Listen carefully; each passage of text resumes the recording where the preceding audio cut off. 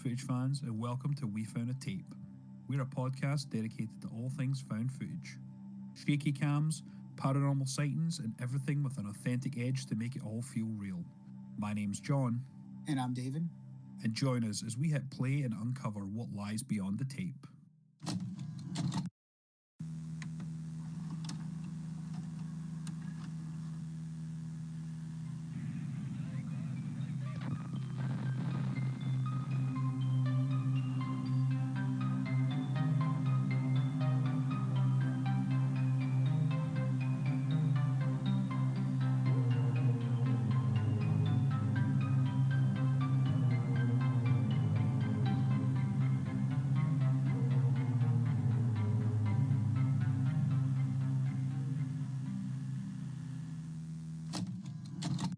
And in today's episode of We Found a Tape, we thought we'd go back to the beginning of found footage, that some people might classify the very first example of found footage that was made famous and really started the trend for found footage horror. But today we're going to be talking about Cannibal Holocaust. Oh yeah. This was a tough one to revisit. I'm not going to lie. I don't remember it being as rapey as what it was. not to start off. May as well get the elephant out of the room. A lot of people talk about the famous scenes of animal cruelty and things like that. But to me, that was the one I don't remember as much. I think the other stuff really overshadows it. But that was a huge part that I don't remember watching the first time. It's been several years since I've last seen it, and the last time that I watched it, I only recall one rape scene, and then there's like there's three actually, no? Three? Yeah, there's three. Yeah. So there's two more than I expected and recalled. So, yeah. Yeah, it was something else. But to start with, before we start getting into the details, let's give a quick synopsis of the movie. Cannibal Holocaust, released in 1980. Follows a professor who recovers lost footage from a missing film crew documenting Amazonian tribes. The footage reveals the crew's brutal exploitation of these tribes, leading to their violent demise, raising questions about true savagery and media ethics. The one thing that I was thinking throughout the whole thing was really like, who really is the true monsters in this? Is it the tribes people who, that's their way of living? Maybe not so much cannibalism, but you'll do what you have to do to survive. Right. But the crew that they find the tape of in there, is the stuff they do is just sheer exploitation. As a film, an exploitation film, is truly that. As a found footage, I think not so much. I think the found footage part comes from the physical act of them finding that information or finding those tapes with the Amazonian tribe that they were looking for. But yeah, I'm on the tribe side on this one. Good on them. I agree, man. I wrote a very specific note to say that no wonder they killed and ate these people, because they sucked. Yeah, they really sucked. That guy, man, that dude just, I don't know, it's like a switch turned on the moment he got out there in the Amazon jungle. He just tuned into his animal side. He was just like survival of the fittest. Yeah, it was quite strange. I mean, the start of the movie really is the professor who's in there looking for them, and he's trying to recover. He's trying to recover them first of all. I think that's the main goal of the thing there, and they realize that, oh wait, they have trinkets that have items and artifacts that belong to them. Maybe they're not alive, but maybe we can find something to take back, because they clearly were commissioned by a TV network to go and get some, documentary footage, which shows a lot throughout. There's a lot of documentary footage that I'm not too sure of the validity of it, but the African tribe, I think, it was showing like firing squads and like right. It was like a death squad or firing squad, but he was giving them as an example, like to show what they were trying to accomplish there, and it really put into question the film crew that went missing. It really puts into perspective, like, were they faking things for views type thing? Like, it's a modern day thing of that is, faking things for views on, the now defunct TikTok and things like that. So not a new thing that is happening these days, where people fake things to get views on social media. So it's definitely a theme that was still apparent back then as well. Can you imagine if there were content creators on TikTok, how many likes they would get? Oh yeah, I mean this would end up on the deep web for sure. If someone came across this, this is probably on the deep web somewhere. But yeah, the movie itself, it was made by Ruggero Deodato. I'm glad you said his name because I didn't even know how to pronounce it. I didn't want to butcher it. I might have already butchered it, but okay, that's we're all good then. that's how I think it is pronounced. He was an Italian filmmaker. He's since passed away. He passed away in 2022, I believe. This movie was very influential to a lot of modern day filmmakers, most notably Eli Roth. He was a huge fan of him. He originally was supposed to direct Hostel. I found that out recently. And also, he makes a cameo in Hostel Part 2. He is the... I can't believe I'm going to say this out loud, but he is the cannibal within Hostel Part 2 who's eaten the leg of Victor Crumb from Harry Potter. That is Ruggero Deodato. Oh, that's right. Victor Crumb was in it. I completely forgot about that. Yeah, it's funny. We watched Hostel Part 2 today, so it was fresh on my mind, which I thought that was awesome. But he was very influential for Eli Roth. Also, I read apparently Wreck and Wreck 2 were directly influenced from Cannibal Holocaust. Really? Another two fantastic found footage movies that are high up on a lot of people's list. They were directly influenced. The Paz brothers were influenced. And of course, we know Eli Roth created The Green Inferno, which is the same name as the documentary that the film crew are making. I also noticed that this director, I was looking up some of the movies that he made. So one that he made was Body Count in 1985, and the other one was The Barbarians in 1987. Have you ever seen The Barbarians before? I've not, no.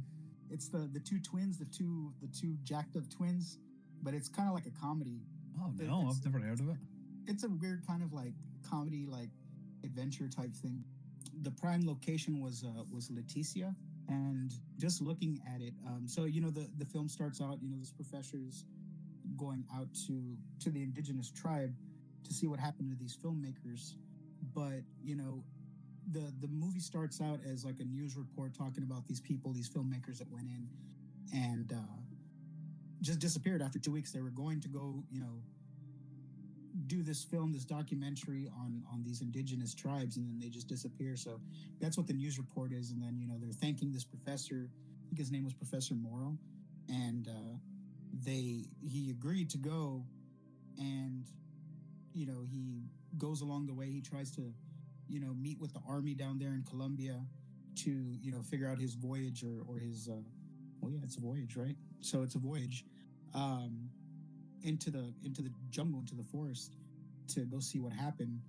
And it's funny that they run into the little guy, one of the tribesmen. And it's funny because when you look at all these tribe people, because of the time that it was made, they look so authentic, and it cracks me up to see their haircuts. It reminds me of a tattoo from Fantasy Island. Did you ever see Fantasy Island? Not a lot, but I know who you're talking about. I know Okay. Tattoo. Yeah. It's all boss. They plane. Yep. And the same exact haircut, man. Might have been a little bit before your time, but I'm glad you get the reference. No, I know what you're talking about. But yeah, I mean they find the army, right? Or I mean, he goes there to talk to the army to get a guide to go into the forest and everything. And they have a tribe. He's like the son of a shaman, I think they said. So they take him as a bargaining chip, and they go on the voyage. But you gotta wonder, dude, like as they're going to go find out what happened to these people and looking at the conditions they're going through, and then when you go later on to see the actual documentary of them, the conditions of the rainforest, like all the bugs, the humidity, the constant sweating, I think that would have drove me mad. All that like sweating with the humidity, that would have drove me crazy. I probably would have started killing people at that point. Yeah, no, I'm the same. I mean, I feel like that when it hits summertime anyway, so I feel like I get crazy. So if I was in the Amazon rainforest, I would not survive. I would be first. Hell no. And I live in the South, man. I'm not a fan of the heat. Yeah. In terms of the style of found footage that this is classified at least from my perspective, I would see it as some sort of hybrid. It's kind of like a movie that was kind of just created on some film that they found. So usually when found footage comes out, it's based on the camera view, depending on which kind of it's a camera in general, just whether it's a cell phone, somebody behind a camera the entire time, and this is more like a movie about the footage that they found. Right, exactly. Yeah, there's a good amount. The majority of it is cinematic. It was made by the filmmakers. It's them showcasing the footage that was found in the Amazon jungle of this crew, which really is the profound part where people are directly influenced by. It's mainly that part is the main influence. So yeah, because of that, I think I would consider it a hybrid mockumentary type thing, because obviously it's not real footage. It's fake documentary in place. And that's fair to say, considering that found footage wasn't a genre of horror or a genre in general at that time, so there wasn't a name or a label for it. So I mean, it's fair to say. For sure, and this as a general movie, it's pure exploitation. It's truly exploitation at its finest, if you want to say that. For people that love violence, it's there. Gore, real death, all of that is definitely there. The lengths that the crew go to when they're in the jungle, it's almost like they become animals themselves. Like they just inhabit that area and start to turn into these monsters, really. Although when all of that happened, although it was documented and shown on film, apparently a lot of the animals that were killed, they were fed to the tribe. It was a real tribe that were there. They weren't cannibals. They did hunt. They did live an indigenous life, but they anything that they did kill for the purposes of the movie, it was something that probably would have been killed anyway by the tribe that lived there. That was their main food source. So they basically took everything and it was given to them, and it was prepared for them. So yeah. Although that turtle was killed in a very horrible way, it didn't go to waste. They ate it. Right, yeah. So I guess that's the shimmer of light, but damn, watching it, oh, it's brutal. I know, man. They were cutting off all the limbs and the head of the turtle, and then when they were cutting open the shell, like you can just see the limbs still moving, and they're pulling out intestines and all kinds of things, and and I'm a lover of turtles, man. I'll stop on the side of the road and pick up a turtle and help it cross the road. Right. that one hit me in the feels there, for real. For sure, yeah. And from a filmmaking perspective, though, it would be much cheaper to to get these animals like that, and unfortunately, it was a fairly small budget. I think it was 100,000 for the film, so it was a fairly small budget. So for what they did with the practical effects, though, of the skeletons and the the lungs and livers and all that, like that was crazy. That made it look so much more real, and under the guise of that we found this footage, and it's real, guys, it's real. And back then, like, people were calling for it to be banned. It was banned in a lot of countries. I know for a fact it was banned in the UK. It was considered a video nasty. Video nasties were I spit in your grave, faces of death, extreme violence and gore that were considered not fit for human consumption. They finally released it, or they finally made it available unbanned in 2001, 21 years after it came out. Some other things about this movie, I found some facts that are sort of lesser known. Some of these are fairly common. Everyone knows about the legal case involving the director, how he was taken to court and he had to then prove that this was not in fact real. It was not a real snuff film, and he also made the cast sign contract of silence. So they would, for 1 year following the film's release, They were not to speak to the media. They were not to make any appearances. They were not to, take any other jobs type thing. That added to the mystique. Uh, then he then had to bring them out of hiding to take them to court so that he could defend himself, so he didn't get tried. And I think a lot of it was for citing violence and all of that. A lot of animal rights activists and all that, they were very much against this, of course, because of the brutality of the movie. One other fact that I found was rather interesting. Apparently, the scene with the monkey, it required 2 takes because Diodato wasn't satisfied with the first take. So this meant that 2 monkeys were actually killed for the specific scene. Yeah, the fact remains one of the most disturbing behind the scenes stories. So yeah, he wasn't thrilled to put the first one. So they were like, oh yeah, let's do it again. Here I was thinking poor monkey. It was 2 poor monkeys. Jeez. Yeah, it was two poor monkeys. Yeah, that was that's quite a shocking one to be fair. Again, all of it was given to the tribe as food. So, can you imagine the shock of these people in the courtroom who believed that these people were actually killed when they walked into the courtroom? It was like seeing ghosts. That would have been something to see if they had had video record of that whole court proceeding. That would have been cool to see. I mean, there could be something. There could be that could be some more found footage of the court case, but yeah, not to my knowledge. And another fact that I found here on the list is, of course, because of their indigenous tribe and their location, they didn't speak English or Italian. So the director had to communicate with them through a translator, and some of them thought the turtle scene was a normal event. Hunting and eating turtles was part of their culture. They thought they were, it was part of their culture as well, so they were fine with it, I guess. A bit of a language barrier, of course. I can't imagine someone trying to direct in Italian to a translator to then translate from Italian to an indigenous language. I bet you that translator was mad as hell, man. I quit my job. Another fact about the movie, of course, is another famous one.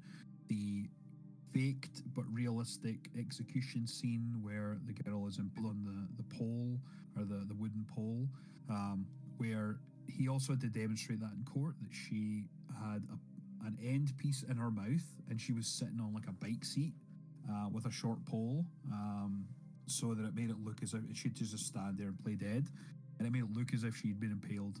So I mean, it looked great, but it looked so good that people thought that it actually happened, and he had to demonstrate how they did it. So they had to, reveal the secret behind the film. We were talking about this yesterday when we were watching it. I wonder how heavy that piece of stick was in her mouth, because just imagine trying to balance half a broomstick in your mouth to take the shot. Like, it's got some weight to it. You know what I mean?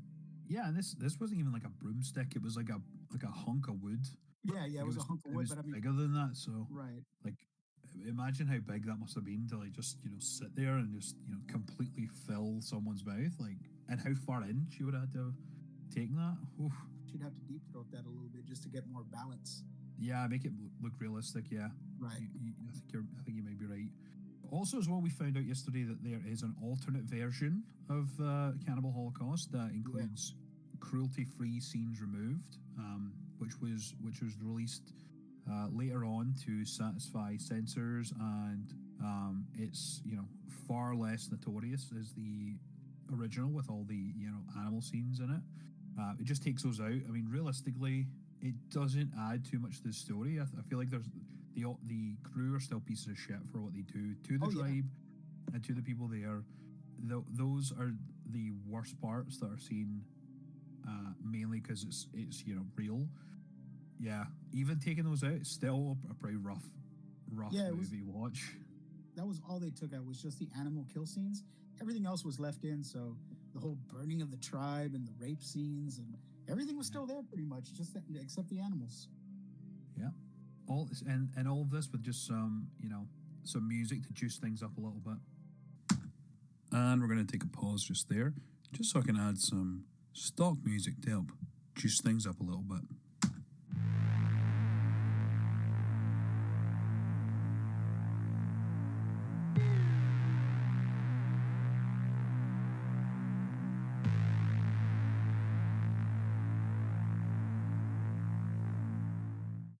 Yeah.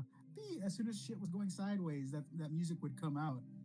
And then when it's like when things are happening, like when the burning is happening or the beginning or the end of the movie, it's got that harmonious music. Oh man, this movie, I don't know.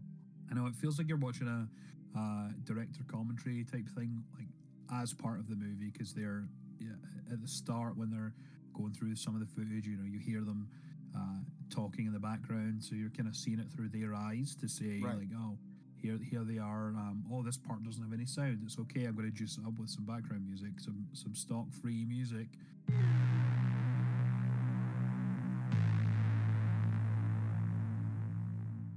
They end up doing that and putting some things in, because they're really, at the end of the day, producing a documentary film for to put out on the air, right? So we're gonna see that kind of behind the scenes look, which is quite interesting and adds to the whole mystique of it, which makes it, more realistic.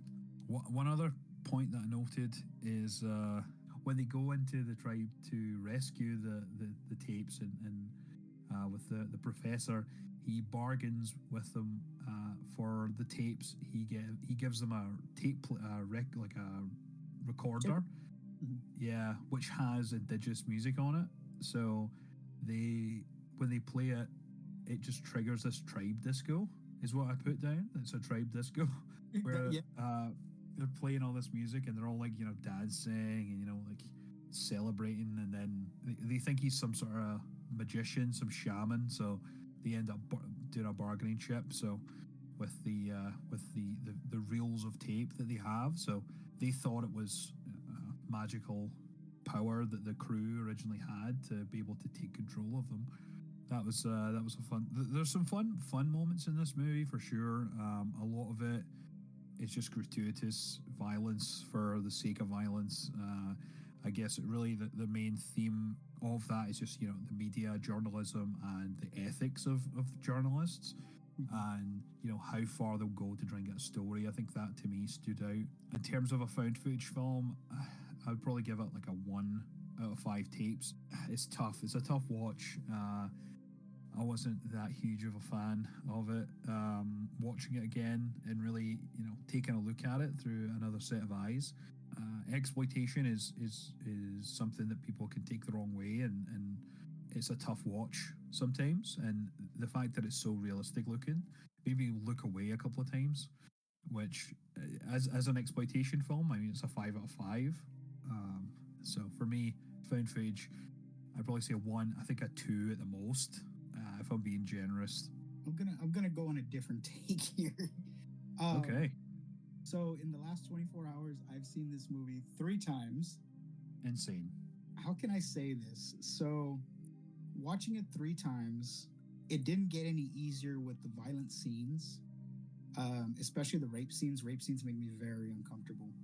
Any movie that you watch that has those scenes, it gives me, it puts me like in a, kind of gives me like a squeamish feeling, right? I mean, it's just an ugly thing, right? So being that, looking at the first rape scene with the village tribesman with that woman that he pulls out of the boat, it's not more like a rape scene, but like an assault scene, right? Because he assaults her with that piece of wood, kind of like in a ritualistic way, and then he kills her. And later on in the movie, the guys that are a part of that film crew that disappears and gets killed and eaten, all that shit, they rape that tribe woman, right? They find her, they catch her, they rape her, and that other girl's trying to stop them from doing it, and they're just throwing her to the side, and it's just like, their animalistic side, came into play, and those animalistic urges, and it was just like an uncomfortable scene to watch. And then the third scene where they catch the woman that was part of the film crew, and they rape her, and then they beat her with sticks afterwards, and then they kill her, and then they start tearing everybody up. It was just crazy. And then they burn the villagers when they go into the village, treating them like cattle, like animals, right? Because they think that they're superior to them. They're not as smart as we are because we live in an intelligent society, an evolved society. We're not indigenous people or anything like that. So I think I'm gonna give it my first burning tape, man. Oh wow. I'm gonna be bold here, and I'm gonna say, just based on that, based on the fact that it's a hybrid type movie. Yeah, they find the footage, but it's kind of not found footage. It's more from a movie standpoint about some footage that was found. So all those factors, the squeamish things, the conditions, everything. I would just not watch it again. I watched it 3 times and I'm done. I know a lot of people have watched it 0 times. So David, you have watched it 3 times more than some of the people I know. So I mean But that's a lot. yeah, and I'm sure there's people out there that have seen it like, you know, dozens of times, and they're okay with it. Everybody has different levels of comfortability with things, but it's just, I don't know, man. A lot of uncomfortable scenes, a lot of hard shit to sit through. So yeah, I'll give it my first burning tape on this one. Throw it in the Wow. garbage. If Watch it one time if you want, just out of curiosity. Set that fucker on fire and throw it in the garbage can. Damn, that's bold. That's pretty bold, David. It put found footage on the map, and was one of the movies that started that whole thing, and eventually a genre came out of it. But that is just a horrible movie, man. The gruesome scenes and stuff like that, and then the fucking animals too, the poor animals. Jeez. Yeah, I mean, for many, for a lot, it's considered the godfather of found footage, and Yeah. for that, I mean, I can appreciate it. Like, I Yeah. definitely see the stylistic components that come through and that have influenced a generation of filmmakers. But and it's made a whole genre, one that we love and are passionate about. But that does not make it a good movie. Yeah. I Yeah, respect what it's done for the genre, but I've watched it 3 times and I'm tapping out. yeah, for sure. I mean, it does take a lot of balls from his part to say, fuck it, I'm gonna do this and stick to his guns. And I mean, he went to court. He went to court, and he still stuck it out. And kudos to him. Seriously, Diadal, absolute legend. Yeah, Cannibal Holocaust is infamous for a reason. That's for sure. Yeah. It's definitely not. It's not my cup of tea. I mean, I love things like body horror and stuff like that, but when it comes to exploitation, I'm like, ugh. Hey, I respect the movie for, like I said, for what it's done, for what for the genre, for horror and things like that. It's just not my cup of tea, and I'm just not gonna watch it after 3 times. Yeah, I mean that was a lot. I mean, yeah, that's a lot of balls too to watch it 3 times, pretty much back to back. Whew, that's rough. What's even rougher about it? We were talking about this a little while ago. I made chicken Alfredo for dinner. I was watching it through the second one, and I was eating that Alfredo. So Oof, yeah, you know how that went. that makes my stomach hurt just thinking about it. A little bit. But yeah, I mean, some final thoughts on this. I mean, I understand it's supremely influential from a filmmaker perspective. Some great practical effects. The effects were great, man. They used with the whole skeletons and the guts and everything. Everything was really good. The animals, they used real animals in this one, so I mean, you can't get any more genuine than Right. practical effects for that.